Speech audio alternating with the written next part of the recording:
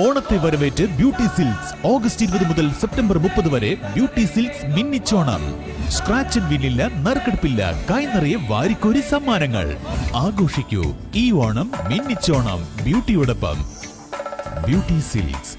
കേരളത്തിൽ നിന്നും പഞ്ചാബിലേക്ക് 3700 കിലോമീറ്റർ സൈക്കിളിൽ ശാന്തിയാത്ര ആരംഭിച്ച് അഹമ്മദിയ യുവാക്കൾ.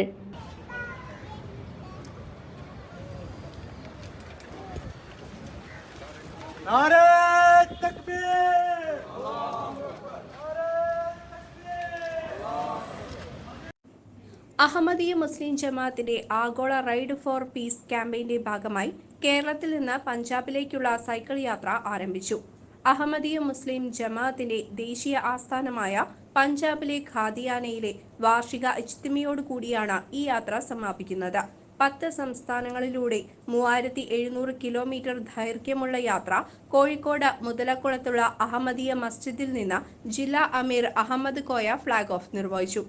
ഏവരുടെയും സ്നേഹവും ആരോടും വെറുപ്പില്ല എന്ന മുദ്രാവാക്യമുയർത്തി സമൂഹത്തിലെ സംഘർഷങ്ങളും വർഗീയതകളും സ്നേഹം കൊണ്ടും സൗഹൃദം കൊണ്ടും ഇല്ലാതാക്കി മാനവ ഐക്യത്തിന് ഊന്നൽ നൽകാൻ വേണ്ടിയാണ് ഈ ഉദ്യമമെന്നും മാനവരാശിയുടെ അസ്തിത്വത്തിനും പരിസ്ഥിതിക്കും അപകടകരമായേക്കാവുന്ന 3ാം ലോക മഹായുദ്ധം ഒഴിവാക്കാൻ പൗരനെയും സ്റ്റോപ്പ് വേൾഡ് വാർ 3 എന്ന ക്യാമ്പയിൻ മുഖേന ബോധവൽക്കരിക്കുകയും റൈഡ് കടന്നുപോകുന്ന പ്രധാനപ്പെട്ട ഇടങ്ങളിൽ 3ാം ലോക മഹായുദ്ധത്തെ ചെറുക്കാനുള്ള ക്യാമ്പയിൻ നടത്തുകയും ജനങ്ങളെ ബോധവൽക്കരിക്കുകയും ചെയ്യുക എന്നതാണ് റൈഡിന്റെ മുഖ്യ ലക്ഷ്യമെന്നും ചേലക്കര സ്വദേശിയും ഈ ശാന്തിയാത്രയിലെ സൈക്കിൾ റൈഡ് അംഗവുമായ മൗലവി ടി റഹീം അഹമ്മദ് പറഞ്ഞു.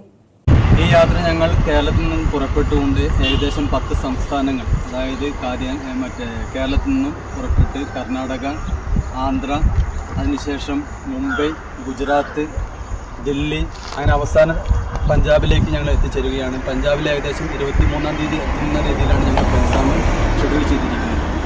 അതിനുശേഷം അവിടെ നടക്കുന്ന അഹമ്മദിയ മുസ്ലിം ജമാഅത്തിൻ്റെ യുവജന സംഘടനയായ മസ്ജിദ് ഖുദ്ദാമുൽ അഹമ്മദിയയുടെ പ്രോഗ്രാം, അതായത് വാർഷിക ഇജ്തിമയിൽ